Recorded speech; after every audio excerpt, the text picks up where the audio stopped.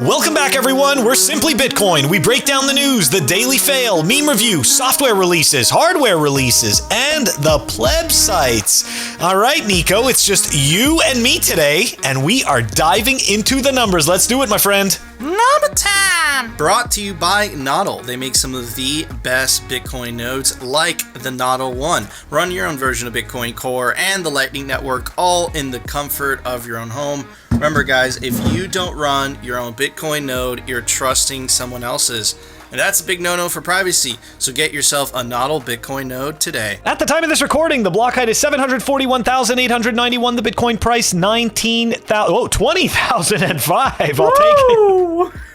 Yeah, huge. We're going up. Anyways, chain rewrite day, 766. Total public lightning capacity, 3,936.70. Moscow time, 49.99. I feel like I'm giving a price on some kind of an item at the store. Anyways, blocks to the halvening, 98,109, and the Samurai Whirlpool unspent capacity. Samurai Whirlpool is a coin join or collaborative spend, and as we explained yesterday, it is not a mixing service. The unspent capacity from that pool is 4,756.14 BTC. Nico, the uneventful numbers that we are desperately trying to make eventful. I mean, are we? Because we had a bump. We got. I feel like we had a little bit of like cosmic revenge because we were cracking those jokes.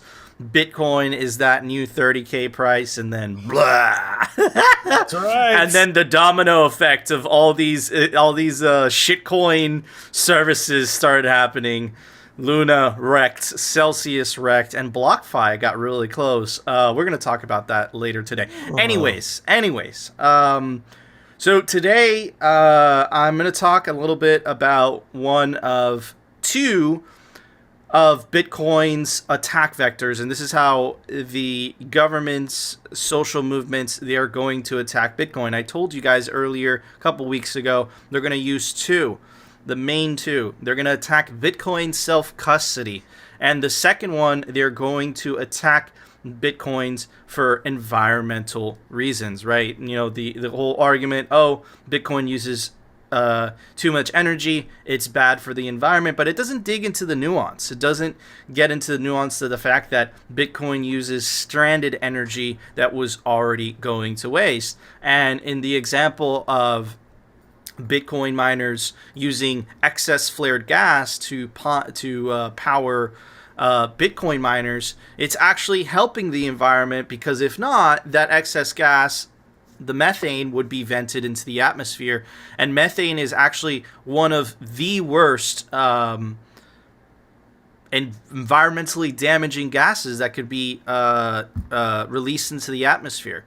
Anyways, one of the attack vectors is going to be ESG, which we have covered many times on the show. Anyways, let's take a look at the consequences of ESG policies, shall we? So in Europe, right, if you guys haven't been living under a bridge for many years, for example, in the example of Germany actually shut down their nuclear power plants. Nuclear power actually happens to be one of the most clean forms of energy production, but because of the ESG movement, they shut down all those plants. Then they became reliant on Russian energy, and then when Russia invaded the Ukraine, right, Germany got kind of stuck in a pickle because they were forced to buy natural gas from a country that they were supposedly hostile towards. So we'd like to make the argument here on Simply Bitcoin that ESG is a form of central planning. All central planning ends badly.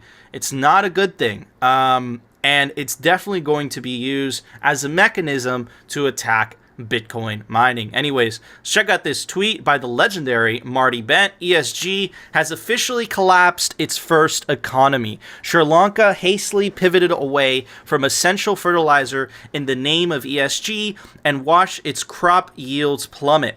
Now the country can't pay for imports, and the Prime Minister, is declaring a complete collapse. Virtue signaling is dangerous. I agree with Marty. Anyways, let's check out this news clip. Breaking news, actually, bringing in tomorrow in just a second, but Sri Lanka's Prime Minister, apparently he has said that the troubled economy of Sri Lanka, as you know, we've been covering that story here on Sky News. There has been some significant unrest, and including burning down buildings. He's now telling us that the economy has collapsed, with the country unable to pay for oil imports. What's going to happen as a result of that?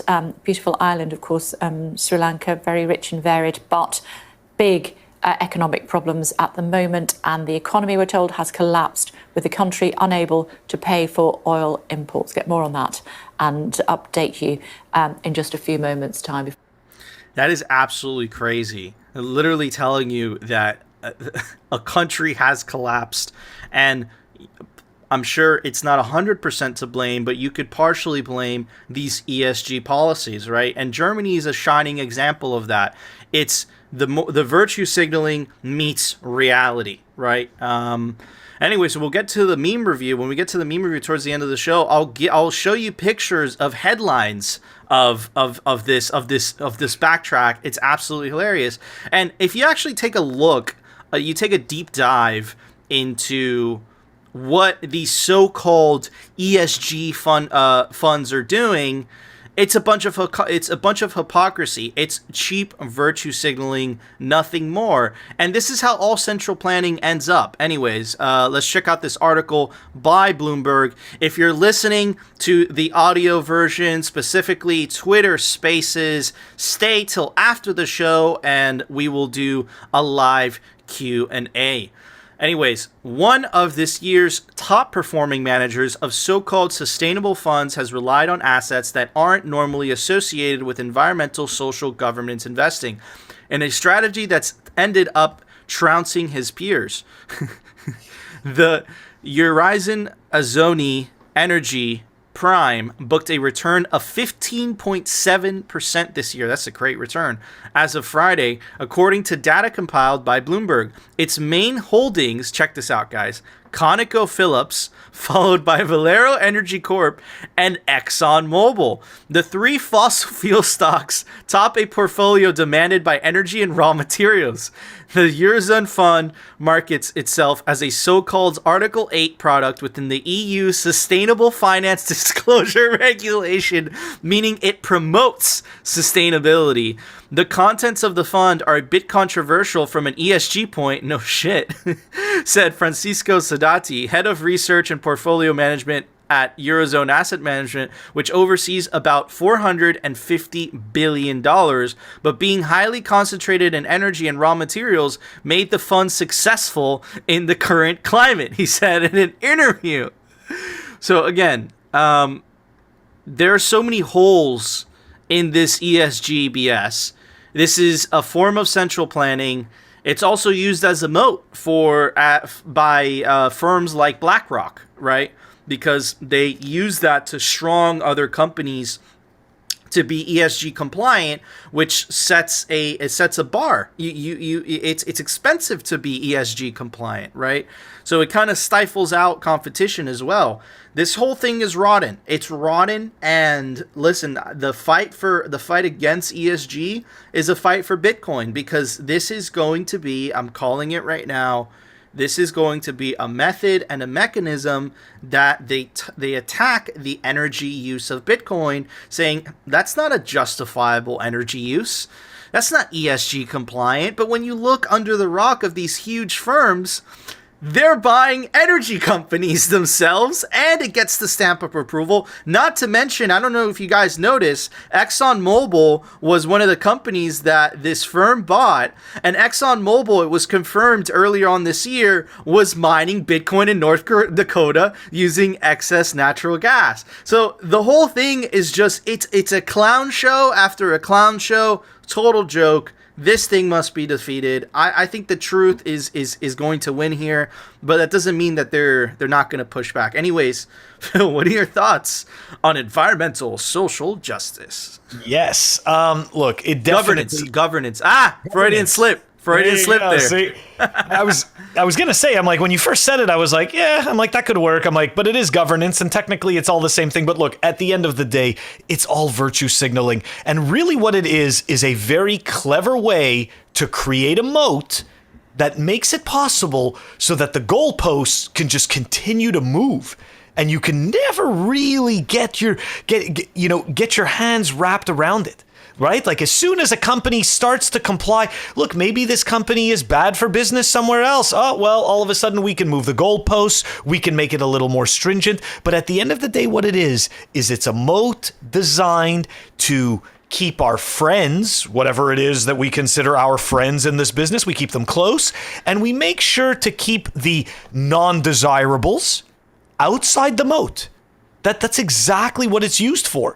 The other point I wanted to talk about was that you mentioned this all the way at the beginning, right? There's two attack vectors. There's the self-custody vector and there's the ESG vector, okay? Now, the self-custody vector is being fought in a much different way. And I find it's a little bit more subversive, right? The attack on self-custody is more about proof of work. It's like this sly kind of roundabout way. It points to proof of work. And then if you go take a look at ESG makes doesn't hide anything about that. They're letting you know proof of work is bad.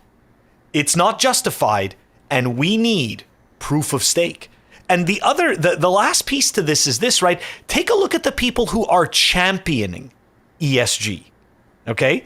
Look at the corporations that are championing ESG narratives. It's the companies that currently have the most power. It is the organizations that currently are closest to the money spigots. So that should tell you everything as to number one, why they hate Bitcoin, and number two, why they need these ESG narratives to live. And the last part of it is that people like us are seen as enemies because we don't care about the environment, right? See, that's part of their framing. The framing is that if you don't want to follow, Nico, if we don't want to follow these ESG guidelines, we are enemies of the environment. We want nothing but the earth to completely fall apart, okay? And we want it so that it is completely unsustainable. And we have to remember that all that's being done to us is our language is being used against us, okay? If we look back in history, we've said this before, and you can prove it yourselves. If we look back in history, we can see that the times that we prospered the most was when we were using the most energy in order to create breakthroughs, in order to create wealth, in order to create better standards of living. In every single, think about it. You know what? It's kind of hypocritical because if you look at the corporate owned media narrative, what do you see? You see a whole bunch of low energy people living in cells, right? Essentially struggling along. Whereas when you see these, where you see the other side of the stories, the people using the vast amounts of power, they're making scientific breakthroughs, right? They're going into new frontiers. We're exploring other worlds.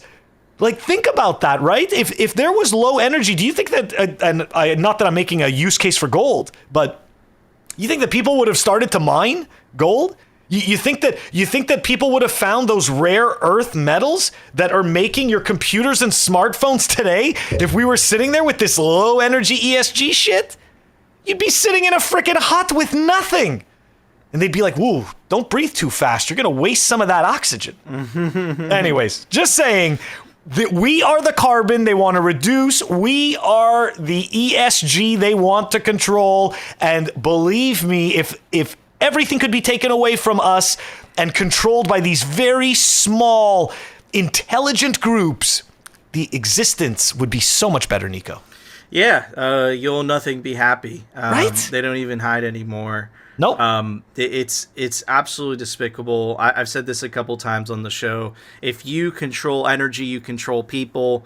That's what these people want to do. It's absolutely sinister, and this will be an attack vector that they attack Bitcoin on, which is why we cover stuff like this. It's all encompassing. And Phil, at the end of the day, Bitcoin is an energy-based money, right? It really depends on energy, or the right of the individual to use energy how he sees fit.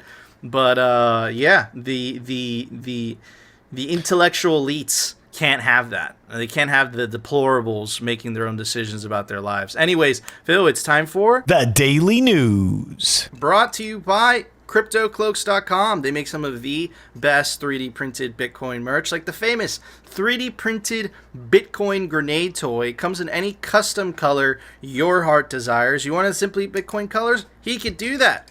What about Peter Schiff colors? That's right, it comes in gold. He also makes custom 3D printed Bitcoin node cases. It's also open source, so if you want, you could print it yourself. The European store is now open. Take advantage of the promo code down below to get 10% off CryptoCloaks.com. All right, everybody. So, in continuation of what we were talking about, this is not ESG. We leave the ESG stuff to the numbers section, but this is developing. This is clearly.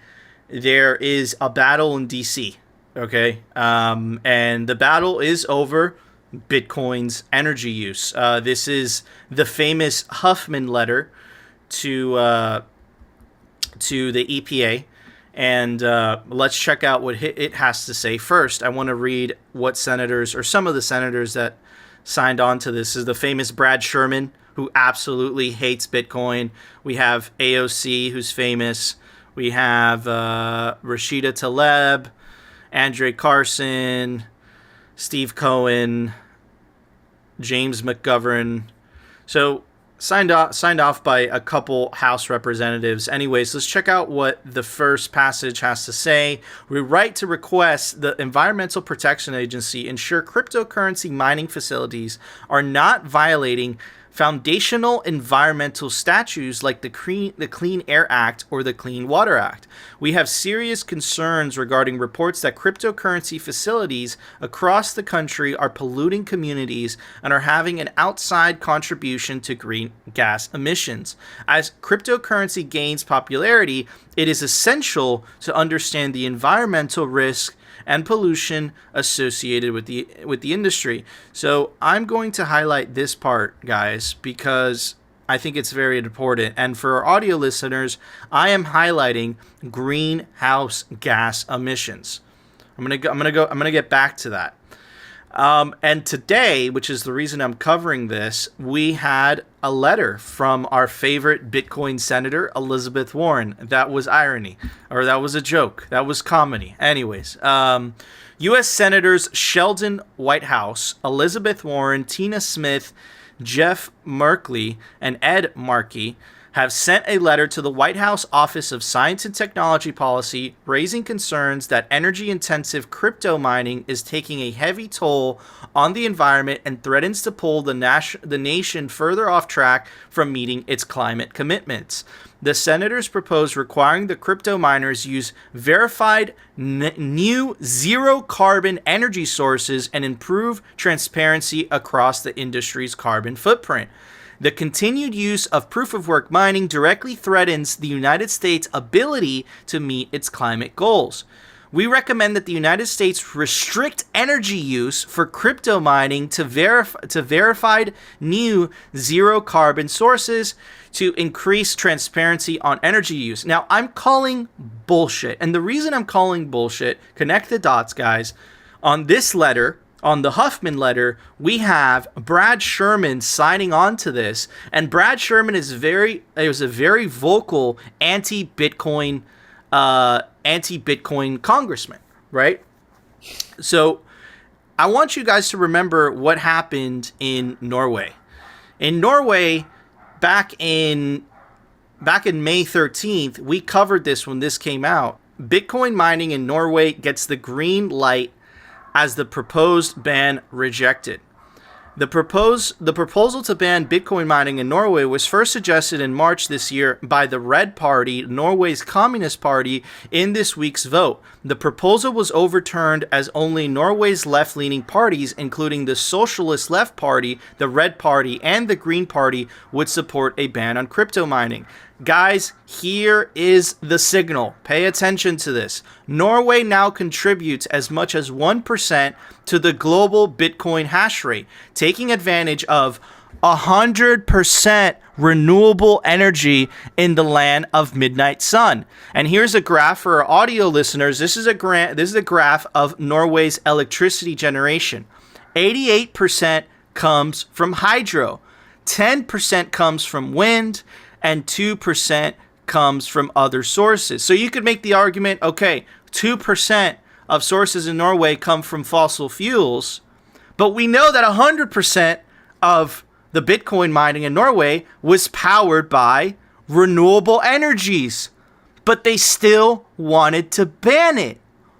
Why is that? What is going on here? That is a very good question. And now let me point out another troubling pattern, right? And this is look, we are super apolitical on this show. We don't lean Republican, we don't lean Democrat, we don't lean left or right. We stand for Bitcoin, meaning we stand for freedom. But I think a very troubling pattern has occurred, and it's the fact that why is it the left-wing parties that have been so against Bitcoin? In Norway, specifically, it's the Red Party, the Socialist Left Party, the Red Party, and the Green Party. In the United States, the only people that signed on to this were Democratic congressmen and congresswomen, meaning it was a left-wing party. This letter right here by Elizabeth Warren, Tina Smith, Jen Merkley, and Ed Markey all come from Democrats. What is going on? And I'm I do not believe that even if Bitcoin had 100% of renewable energy, I believe they would still attack it. I think there's something more insidious at work here. Here's a letter from House Republicans. And again, the bipartisan crypto bill, I want to specify, was bipartisan. It came from a Democratic senator and a Republican Senator Cynthia Lummis, and Senator Gillibrand. So it's not black and white, because I don't want you guys to get that idea. But I do want you guys to pay attention to the pattern, the clear pattern that is happening here. And the reality is that in Europe, in Norway, in the United States, it's undeniable. You cannot deny that the majority of Bitcoin, not the majority, the vast majority of Bitcoin's environmental attacks have come from left-wing politicians. I don't know why that is. It's very strange. But good news that we have another episode of the Progressive Case for Bitcoin tomorrow, and we have friends that are going to come on. I'm going to ask them this question on why do they think that is? Because I still haven't figured it out. I would like to give them the benefit of the doubt, but I'm suspicious, and I do believe that it might be about power and control, unfortunately. But there's no way to confirm that as of yet. Stay tuned. Anyways, here is a press release by Senator Cynthia Lummis, Patrick Henry. Let's check out what they had to say. Along with 12 other of their colleagues, they sent a letter to the EPA, which is the same agency that the Huffman letter was directed to. The legendary Texas Slim just stepped in. How you doing? How you doing, buddy? Hey, good to see you, brother. Good to see you too, dude.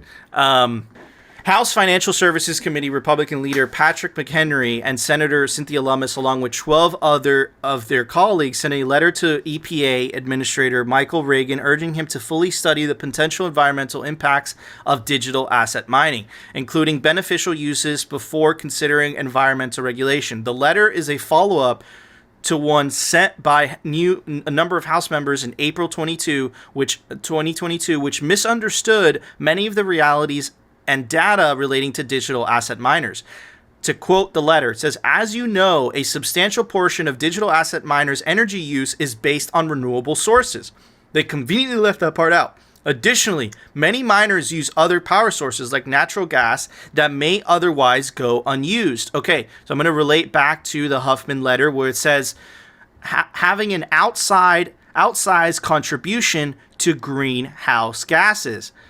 When they use excess gas, the other option would be burning that excess gas and venting that into the atmosphere. So why isn't that mentioned in the letter, which leads me to believe that that letter is insincere? Anyways, Additionally, many miners use other power sources like natural gas that may otherwise go unused. Jai Energy in Wyoming is an example of a company that is working with oil and gas producers to make a positive environmental impact through Bitcoin mining. Bitcoin mining that utilizes flared gas is also reducing methane emissions in Texas, New Mexico, Colorado, West Virginia, Ohio, and North Dakota. The private sector-led breakthrough is an important tool to lower emissions in the future. Finally, digital asset mining can have a substantial stabilizing effect on energy grids. It maintains robust base loads, and yet it can be switched off quickly in times of peak demand. So, there's a clear battle in DC happening, okay? We have the Huffman letter, we have a letter from Senator Cynthia Lummis, and just a refresher, we have a troubling pattern developing that worldwide, not only in the United States, in Norway and Europe, the majority of Bitcoin's environmental attacks have come from left-wing parties. And the right-wing parties, whether you like this or not, and again, it's not black and white to be specific, have been the most accepting. So what troubles me is that Bitcoin is the most inclusive monetary network the world has ever seen, which I know is something very important to the left-wing parties, right? It's about helping the underprivileged, right? The unbanked. It's about equality, inclusivity, right? Bitcoin is the most equal, inclusive monetary network the world has ever seen, especially if you live in Cuba, in Venezuela, in Argentina. If you're attacking Bitcoin mining, you're attacking Bitcoin. So it's a very troubling development, and I don't know what to think of it, and I'm not going to come to any conclusions as of yet. Phil, what are your thoughts on this troubling development, man? For me, it's a heartbreaker, dude. It's really a heartbreaker. I really fundamentally believe Bitcoin is bipartisan. It should be embraced by both parties because it helps everybody. Why do you think this is happening, my friend? And then we'll pass it on to Texas Slim. So you know what? I'm definitely concerned. Concerned about this, and I'll tell you why. Because these politicians that are very quote unquote, worried about the environment, worried about the toll of the energy grid. I know that they do get funding from a lot of large corporations, and I know that they're really spending a lot of time digging into the nuance of Bitcoin's energy use. And it pains me to think that they're not doing the same amount of research into every single company that is handing them money for their parties and for the elections. I just wonder, I mean, you'd think that some of them are maybe worried about all the energy that possibly Apple uses, that NVIDIA uses. I mean, these things matter. What about food producers, right? I mean, we've got Texas Slim here, I'm sure that he can speak to the fact of how much energy is being used and how much of that energy is hydroelectric energy to produce food. So I find it incredibly hypocritical and psychotic that we are putting Bitcoin under this microscope for its energy usage. And the people that are doing this are also, at the same time, backhandedly taking money from corporations which do not give a shit about the environment, do not really care about the energy usage. That's my first point about this. The second point about this is that, it's exactly what you said about being apolitical. Bitcoin, regardless of what side of the aisle you're on, Bitcoin truly is apolitical. We've said this before, and we're not just saying this as like a moniker, or as a slogan. Bitcoin truly is the money of enemies. Okay. I can't stop you from earning Bitcoin. Okay. I can't do that. You can earn Bitcoin. You can spend Bitcoin. You can choose to send it to whoever you want. You can fund whoever you want with it. And there's absolutely nothing I can do. If I'm friends with the owner of a bank or something like that, I can't get them to censor your transactions. I can't get them to do any of that stuff. But in a fiat world, I can do that. So it's actually really frightening that we are willing to put aside true, high quality, hard money, okay? We're willing to put that aside for a fucking bullshit narrative that has to do with power and control. Excuse my swearing, but that's really what it is. Like, it's so pitiful and pathetic, and it just goes to show the type of, like, overall, you know, it's going to sound corny, low vibe that we humans are. Because we are willing to piss away all of our futures, which has already happened to us. We are, right? We are the future from yesterday, and we are suffering through the poor decision making. The poor decision making from 1971. Okay, that's 50 years ago, 51 years ago. We're still suffering from this. What do you think is going to happen to your kids, our kids? What do you think is going to happen to them if we continue this idiotic, stupid dance for power and control? Where do you think it leads? Look at what we're talking about today. When I was a kid, I never imagined that we would be talking about social credit scores. I never imagined that somebody's life could be governed by freaking green, yellow, red colors on a piece of paper or in an app. This is nonsense. This is insane. It's made up bullshit. Yep. And every single one of us, well, not every one of us, but for the most part, are completely brainwashed by this stupidity. And you know what? I think that the people who have the stage, especially these politicians, all of these politicians, anyone who has this space, it is their duty to explain these things and to be objective and to say, you know what? This isn't the way that we should be living. We need to change this. It's not about power and control. We need to actually be better. We actually need to be better, not just have some stupid slogan where you put everyone into a cell and have them eating sludge, right? But then you just post on top with a rainbow, build back better.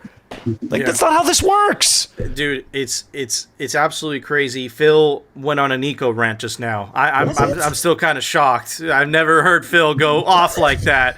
Super passionate. So now that I have Texas Slim right here, Phil, you killed it. I'm actually going to double back to what we were covering about, because this is all, look, ESG, this environmental, it's all related. It's all the same thing. It's an attack vector on Bitcoin. I'm going to show Texas Slim what we covered earlier on the show, and it relates to what we just covered just now. ESG has officially collapsed its first economy. Sri Lanka hastily pivoted away from essential fertilizer in the name of ESG and watched its crop yields plummet. Texas Slim, I know you've been covering this tremendously, and you've done an incredible job.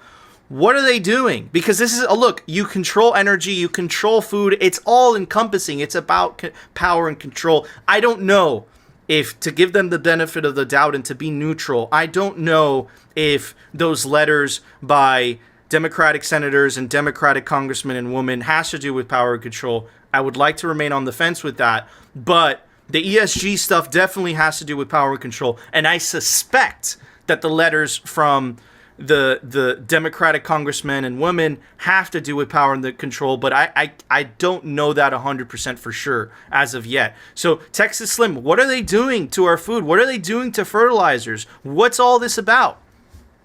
Well, if you look at food and how we've basically turned into a one world global food group, basically, we've had over, 4 major global consolidations of our food industries since 1995, basically.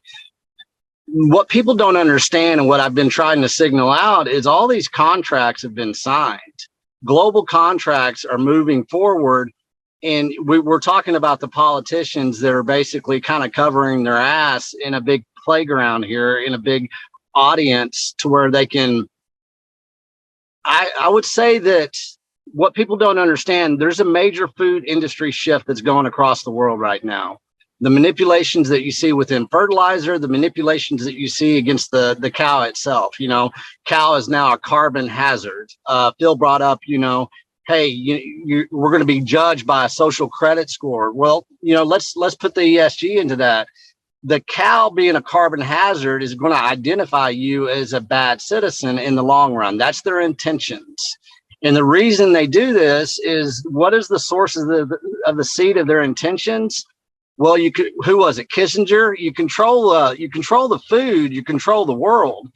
people forget, in the Bitcoin space, in the fiat space, whatever you want to look at, the money comes separately. What is the most important thing that you can control humans on is their consumption models.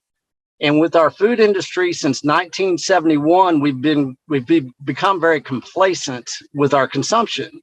We strive for convenience, and we strive for basically, make sure it tastes good. The marketing laws within our food have been so manipulated and are so corrupt. If it says heart healthy, then people think that they're being a good citizen. And so if you don't know what food is, then you're basically going to be trapped in a consumption model that is going to judge you in the long run. This is moving forward, and they're going to attack food in ways that nobody's really going to be able to combat unless they create a new consumer demand in a different direction. This is part of the ESG. Why not use food as a weapon? And to look at these politicians and to understand about energy, how they don't have a chance or a choice really anymore. What's going to happen is, in the long run, there's going to be two classes of people that basically have two different types of consumption models. And in the Bitcoin industry, we need to really understand that this is something that is the best opportunity of our lifetime to get Bitcoin into the conversation, associate it with food, create a new consumer demand, because they've destroyed the soil. They've destroyed our nutrition. We are nutritionally starved as a nation right now. And if you look at history of time, you look at societies that have fallen. You've looking at nations that have gone away. You've looked at wars that are won. They don't win it by weapons. They win it with food. And you want to control everybody out there, quit eating for 2 days. See what happens to you. And people are so complacent with how they eat, how they basically, their market access has been choked in a way that they don't know. I've been on the road for 24 days now. A lot of feedback I've been getting is that food comes from the supermarket. And if you look at that, I'll give you an example. Catfish in the state of Texas, it might be spawned in Texas. Well, it gets to a certain size, that catfish gets shipped to China. Then they feed it some subsidized sludge. That catfish grows, they ship it back to the United States, and then it's sold in Texas. And so you look at the energy consumption that you brought up earlier. The energy consumption based around the industrial food complex is so freaking out of touch with reality, and it makes people out of touch with reality of food. And so why not attack food? Why not be able to label the cow as a carbon hazard? Because the cow gives you heart attacks, cow gives cholesterol, the fat fiction, everything that's happened after 1971, they know they have us. And so what they're going to do is they're going to create this food industrial shift. It'll be the fifth major consolidation of a global food group. And I've got my Substack talks about all this. This is moving forward. It's not going to stop. And the fertilizer, the farmers, the chemical companies, the ranchers, if you're underneath that umbrella, you're going to go along with it. If you're a politician, you're going to go along with the legislation that says this is what's going on within the government. These are the global corporate contracts that have been signed. There's no stopping this. We can circumvent around it. It's not going to be 100%, but that's why I started the Beef Initiative, to where people will start looking at their consumption models and they'll change the way they look at food, because we have to do that. It's not about stopping the great set. It's about opting out of it. Yeah. Bitcoin stands in the way of you and them, and that's why they absolutely hate it. And that's why they're attacking energy the way they are. If you control energy, if you control food, you control people. Bitcoin is a way to opt out. It's driving them crazy. That's why they're attacking it. But anyways, Phil, it's time for the Daily Fail. brought to you by Swan. Check them out, swanbitcoin.com. That's right. They've got automated Bitcoin savings plans, instant purchases. They're serving clients of any size. You've got $10, you've got $10 million. They've got you covered. It is a stacking platform by fellow plebs. The link is down below. All right, we've got some fun fails today. I mean, they're always kind of fun, aren't they? But yeah, we're going to make some fun of the fiat system, right? We were just talking about fiat food, fiat rules, right? Fiat energy narratives. Well, why not? Why not a little bit of fiat education? It's a great tweet from Plan Marcus. That's right. I got your name right. I always called you Plan B Marcus for I have no idea why. Okay? Don't get mad at me. Here we go. Honorary degrees are so proof of stake. Yes, they are. And this is something I never understood. Like, I never understood this. You know, like, I mean, I worked with engineers for over 15 years. Do I not deserve some kind of an honorary degree? Maybe I deserve to be an engineer, an honorary engineer. Who knows? So here we go. What's this about? That's right. That's Christine Lagarde, our favorite banking felon. Yeah, that's right. You want to do banking right. You got to be a felon first. Anyway, so here we go. And of course, Anderson Cooper. I think that's a meme. I don't think that's fake. Oh, no. Though. Huh? I think that's fake. Oh, no, I don't think that's fake. What do you mean? I don't think that's actually fake. I went and did some digging, and I think that she actually did get an honorary degree. No. I know she got an honor degree because I saw the pictures, but I'm saying the CNN headline. Oh, yeah, no, of course. But I just thought that it was absolutely hilarious, right? ECB president has no economics. So, but this is the, and thank you for clarifying that, Nico, for everybody. And it's just absolutely hilarious, right? That that we do this. And the funniest thing is that everybody plays along with it. Like, imagine you actually went to school and you spent all of this money. Look, people who grew up in the States know how much it costs to go to school. And imagine you see some putz, some Hollywood star or something like that, because we have seen that, and they get honorary degrees. I'm pretty sure Tom Hanks got one. I think that Sean Connery was knighted, if I'm not mistaken. Anyways, not that has anything to do with it, but my point is that we are living in a proof of stake society. These are proof of stake actions. These are not proof of work actions. Anyways, before we move on to the part B of the fail, Nico, do you have anything to say about the fiat? Yeah, so the fiat degrees. Like we are coming out of the information dark ages. The internet has given the average person access to all of this information. We're looking back at these archaic systems, right? Whether it's the degree and they put on the hats and they put on the thing. It's crazy. It's absolutely crazy. And what makes it even worse is that they get these degrees and a lot of them feel like they're better than you. Like, I have this degree, therefore I'm credentialed, I'm an expert. But I think what the last 2 years has shown us, right, is that the credentialed expert class absolutely got taken to school by the hive mind of the internet, right? And their reaction, instead of reacting humbly, they react in, we must censor, we must put labels that say, the fact checkers don't agree with this, the experts don't agree with this, right? Why don't you let people do their own research? Well, they can't. They can't allow that because then their whole system collapses. Their whole system is based on the fact that I have this degree, now therefore I'm an expert, and therefore you must now listen to me. The internet completely put that on its side, right? And they don't know what to do about it. And we're onlookers on this. And that's why we think it's hilarious. Because we're Bitcoiners, right? We've utilized the power of the internet and its ability to connect millions of people directly to each other without utilizing a gatekeeper, and we're looking at this like it's like looking back at the Middle Ages. Like, you're looking at that and you're like, that's kind of stupid. Anyways, Texas Slim, what are your thoughts on that, man?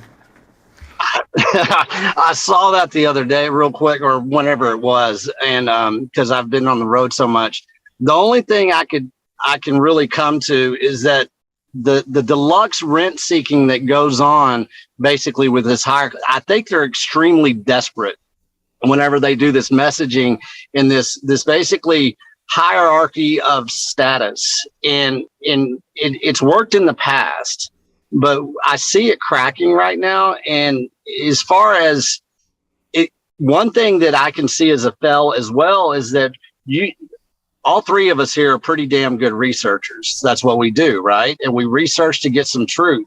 One thing that a lot of people out there that are using the internet that has brought us together, they don't understand that Google is not the internet, and that they exploit the shit out of basically the information, because people are such, it's instant gratification. It's real quick. It's type of research that we need to go deeper into. They know that, and they exploit everybody's attention spans and their lack of true research.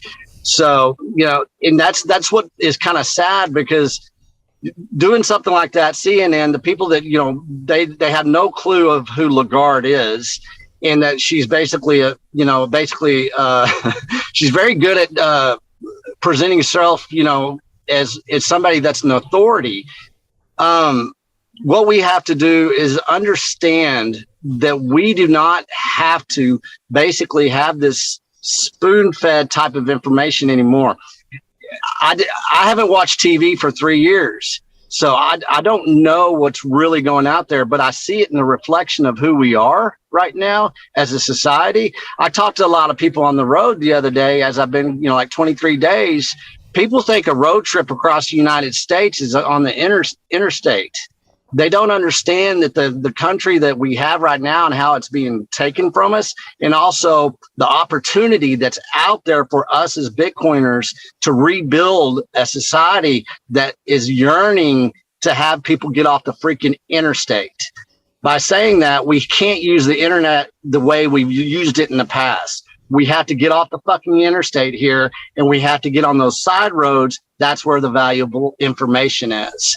And until we do that mentally and on the internet and in our lives, we're going to get these stupid fellas that are getting honorary degrees from a felon that's in, international banking felon. And until we change our perspective in the way that we research our lives, then we're going to keep on, and people are still going to be believing that bullshit that is. 100%. That was beautifully said. Phil? Yeah. I just want to add before we move on to the next fail, you were exactly correct with that analogy with the interstate, because really the internet is, we have this, so it's this fantastic illusion that the internet is bigger and bigger, but it's actually smaller and smaller. Because think about it, right? When we get on our phones, what do? You go to Twitter, you go to Instagram, you go to TikTok, Gen Xers and older go to Facebook, right? Mm-hmm. So that's just a couple of sites. And then from those sites, people go everywhere. You're right. You also go to Amazon, you go to eBay. But again, how many sites are we talking about? When the internet first came out, I remember it was all about exploration. Like, I remember people were expressing their individuality. They were creating websites for fun. They were, like it was anything. I genuinely feel that the internet was bigger in the 90s than it is today. And I think you're absolutely right. Everybody needs to get off the interstate of the internet, and everybody needs to actually stop, smell the flowers, and walk through the forest, Yep. So yeah, I totally agree. Great points, man. Okay, let's move on. Let's move on to some serious shitcoining. Here we go. Let's yeah, that's it. So first we're making fun of Christine and the fellas. All the serious stuff in the beginning, and then now we're moving to exposing shitcoins. Yeah, let's dive into the shitcoins here. Okay. Anyways, here we go, guys. This is a follow-up to Solana, but it's not necessarily specific to Solana, because this is how people get fooled by the tech narrative. And this person on Reddit made an excellent post explaining the stupidity of these shitcoins. So we're going to try this again. Okay. We're going to try and explain this one more time. And I think that this time, the tech savvy people, because we've been arguing, that there's a few of us that have been arguing back and forth with this troll, This guy's even been arguing with Adam Back. Like, he's trying to school Adam Back on what Bitcoin's about. This is hilarious, okay? It's a hilarious thread. But it goes to the point, and his point, the whole thing is, he's a tech. So he understands tech. So you're not going to fool him into thinking that Ethereum's a shitcoin because of my utilities. Okay, so let's dive into it here. A software developer's take why Solana is the biggest scam in crypto. Solana could literally be replaced with an SQL database at this point. You'd get as much scalability as you want, and there would be no trade-off in decentralization because the chain has none to begin with. People in crypto don't actually want to get rid of the banks. They just want to be the first to get in on the bank that will give them the biggest yields. Shitcoiners and Bitcoiners, we are not the same.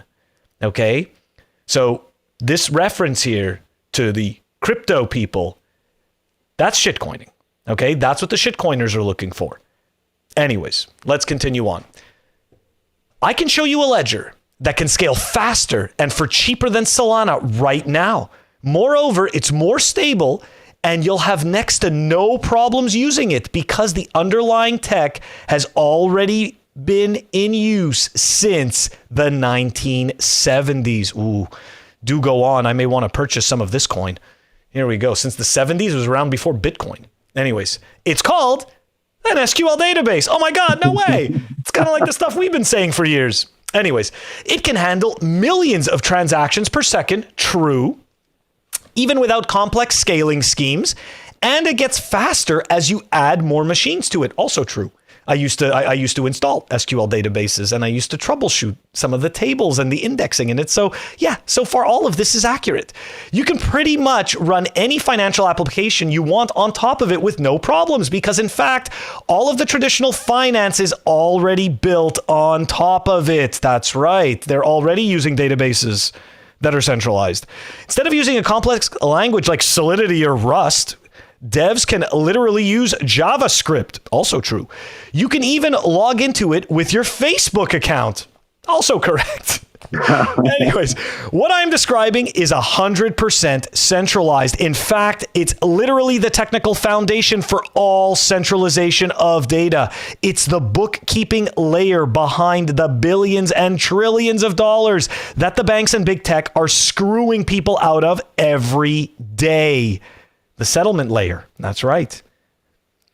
If you have a ledger that can be rolled back at the discretion of a central group of authorities, then it's literally a glorified database being run by a glorified bank. If you have no problem with this, then you're in crypto for the wrong reasons. Therefore, I suggest it's time to re-examine things. And that's right. Chances are, if you're in crypto because of this, it's because you don't understand the value proposition of Bitcoin. Now, I have seen many people get fooled by the tech. And the reason I'm able to identify how people get fooled by the tech is because I myself was fooled by the tech. My background is in network administration. So as you could imagine, when I came to Bitcoin and I saw all these different tokens and I started reading all these different white papers, I immediately realized I've got an advantage because I understand the tech. I was wrong. I got fleeced and I got wrecked because the money isn't about the tech, okay? It's about the properties of hard money. More importantly, it is about the censorship-resistant properties of Bitcoin and its decentralization.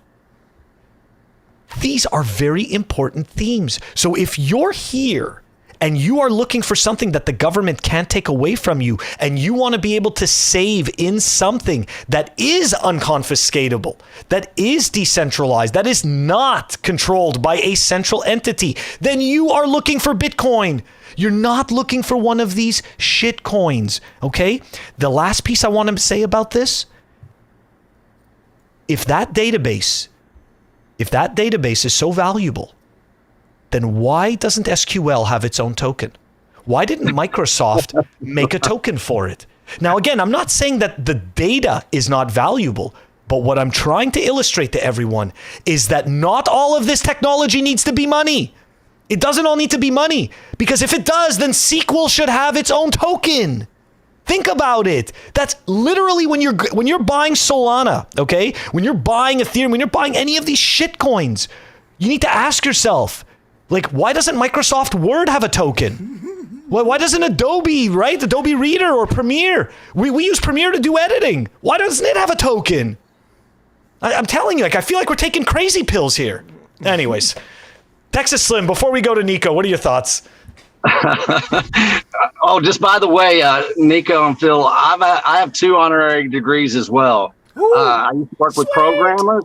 I'm a programmer. I got my PhD in programming and networking. That's how I started, Phil. I started as a network administrator in Austin, Texas. And so my first contract I ever had was with Motorola, and they paid me $45 an hour, and then I got out of it pretty quick. But anyways, as far I'm older than everybody, basically, on the show and in Bitcoin. I'm generational X. I have the luxury of looking back on how we innovated in the shitcoins of the time of technology back in the 90s and the 2000s. And everything that we see right now is basically, it's a fiat mindset. It's a fake ego. It's a false ego that says, hey, the technology is it's so idealistic that it loses the sense of value. And it might be a great idea, but once again, it's very idealistic. I have no problem being able to reflect back what happened to the dot-com boom, the dot-com bust, with the same mentality. We're going through the same cycle. And all these people that think that this new technology, blockchain, crypto technology has any validity. $1.7 trillion was lost overnight during the dot-com bust. Well, what happened is a lot of people got very idealistic. They had no foundation of value to stand on. And that's exactly what we're seeing right now. It's going to happen. And, I have no problem. Beef Initiative is a freaking Bitcoin company. We have a base layer of Bitcoin, and that's it. And going and talking to the people that I've been talking to, you understand, and this is my angle. You can tell a shitcoiner by what they eat. You can tell a Bitcoiner by what they eat. Why? Because we have value that's base layer in freaking nutrition. Think about that. Why are so many Bitcoiners into animal proteins that make you stronger and better? Why is it that most shitcoiners love their chicken tendies in their pizza pockets? It's because they think it tastes good, but it has no fucking value. Oh man. So it's actually interesting you say that, Texas Slim, because I believe that back in your time, I believe that you were part of a minority with those degrees. Now we live in a time where if you did a degree nowadays, that's just another box you have to check. You're part of the majority, right? So I believe it was very different times. Let me reflect real quick. When I got into technology, I was bartending on 6th Street in Austin, Texas, bookstore at 6th and Congress, Book People, I think, but whatever it is, one of the bookstores. I used to go there on the weekends, and I studied network administration. I didn't go to school for it. I self-taught myself. We were a rare breed that we were innovating with our own education. We didn't have these honorary degrees. You didn't go to the University of Texas to learn how to be a network administrator.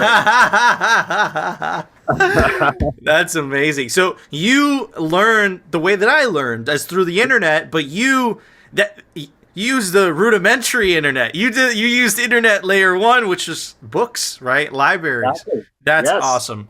Okay, so one comment before we check out your site, Texas Slim, and this is some signal, guys. You tune into shitcoin shows and shitcoin podcasts, they're talking about the splurge, the merge, the this, the that. You tune into Bitcoin podcasts, they're talking about world events, geopolitics, food, real food. Why is that? Take a look at Tales from the Crypt. Take a look at his podcast. Take a look at other Bitcoin podcasts. We cover world events versus shitcoin content creators, podcasts, all that. They're just covering the new merge and the new splurge.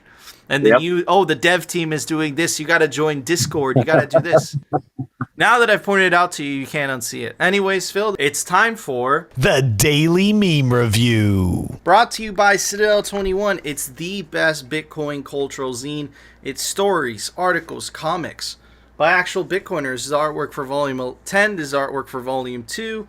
And this is artwork for Volume 11. Volume 2 is almost sold out because there's only 1,000 physical copies made per volume. So get your prints of Citadel 21 today before they run out. All right, everybody, welcome to the Bitcoin Meme Review. We review Bitcoin memes, but sometimes we review images because they have the power of memes. They really do sometimes.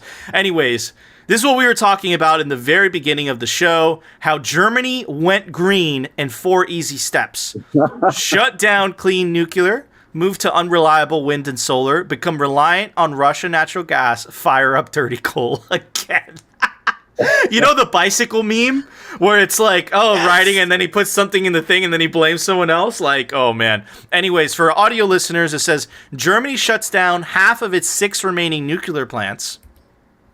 Green Germany brings forward goal of 100% renewable energy power by 2035. These are all in chronological order, by the way. How Germany, Europe's biggest economy, became so dependent on Russian natural gas. Germany to fire up coal stations as Russia squeezes gas. This is ESG. You want to know what ESG looks like? This is it right here. It's all virtue signaling. It's not based in reality. Anyways, I thought this was so powerful. Yeah. This is the former prime minister of Thailand, and apparently he had to step down because of a coup. Take a look at the background, Wonder guys. why. That is a block clock in the back. Okay. Here is Contango. It takes control of its privacy keys, or else it gets the rug again. Very good, Contango. I thought that was good. All right, by Rothmus. It's the Family Guy, Noah's Ark meme, the template, the Federal Reserve. What the heck is this? Ponzi scheme, counterfeiting scam. It's the elephant and the penguin combined. Okay. By RD_BTC. I got wrecked on shitcoins. Ooh, shitcoins. It's Dory from Finding Nemo, and it's making the joke that people forget because they want the yield and the gains, whatever the fuck that means. Anyways, Stony Bitson. There's Stoney's ghost now. And now he's lending it to BlockFi. We'll cover that tomorrow, guys. Yeah. But just to give you guys a quick update, Sam Bankman-Fried, which is the CEO of BlockFi, CEO of FTX, I apologize, bailed out BlockFi. You got that right. He gave him a $250 million line of credit. Now, why is it that Bitcoin companies don't get bailouts, and the shitcoin companies, just like the fiat system, are bailing others out? And then what is the consequence of a bailout? You're not allowing the free market to do its thing. So the free market is beautiful because when a company fails, right, it flushes out the less efficient companies and good companies take its place. But if you don't let a company die, also known as too big to fail, you're propping up a zombie, something that wasn't supposed to survive but is surviving because of intervention. Anyways, SBF asking you what your margin call is to make sure he liquidates you anyways. Oh man. This is Paulo Andrino. He is the chief technology officer of Tether, Bitcoin hodlers navigating the last few weeks, and is literally a ship. It's a ship literally sinking, and the guy's just drinking a cup of coffee like he doesn't care. By Gigglesmer, by the Dip 2017 class, telling the 2021 class in a boot camp to make it up. Absolutely hilarious. All right, last but not least, listen, mother effer, you haven't sold, so you haven't lost anything. And that is, what's that guy's name, Phil? I forget. He's super epic. Morgan Freeman with his epic godlike voice saying that, just to give you guys an idea. Anyways, Phil, for that, I'm going to give it a pin from my Crypto Cloaks Bitcoin grenade toy. What would you give those memes? Very nice. Well, you know what? Going with today's theme, so I'm just going to rate the show because we can do whatever we want. It's a meme review, and we review memes. So based on that, I am giving it the Fiat Standard, which was given to me by Tone Vase. That's right. Super Thanks, nice. Tone. He gave it to me, so Thanks, thank you. Tone. Yeah, I haven't read it, but I did put it on my bookshelf, so We'll it's read there. it. I will get to it. Anyways, Texas Slim, what would you give those memes? Well, I've been on the road for, that long, 23 days. Well, I went to a lot of meetups, and guess where I am right now, Nico? I just drove into Nashville, and I'm at Bitcoin Park. Again. Nashville, and did a big old circle, but Wait, that's South Carolina. no, that's Tennessee. That's Tennessee. Wow. Texas Slim is no longer. That's not Tennessee. Texas Slim. No, that's North Carolina. I'm North sorry. Carolina. Okay. Yeah, North Carolina. North Carolina. I got confused between. I'm like, that's not Tennessee. I've been through so many states, but still, it's a base cutting board for your steak that you're going to buy. It's very cool. Well, I would feel bad if you got the Florida one, because that would be kind of weird. You couldn't cut that up, but anyway, it's a pretty good cutting board. I've already used it on the road like 5 times. So it's so funny because when I was traveling, and I actually stayed with Texas Slim at a Bitcoiner's like little place, and he gave it to us to stay there a night or two. And I opened the fridge because I got there like 3 a.m, and the only thing was in the fridge was just these giant steaks. And that's when I knew I was staying with Texas Slim. Anyways, guys, we want to know if you agree with our scores, you disagree. Let us know down in the comment section. Make sure to subscribe to us on alternative video platforms like rumble.com and bitcointv.com. And of course, make sure to join our awesome Telegram group. It's a party in there. It's plebs posting memes. And guys, if you're the audio listeners on Twitter Spaces, make sure to stay tuned till after the show because we will be doing a live Q&A. Anyways, Phil, it's time for... No, there was a website by Plebe. Why don't you show everybody? Plebsites. Brought to you by CipherSafe. Check them out. CipherSafe.io. Paper's dead. It's not the right way to store your seed.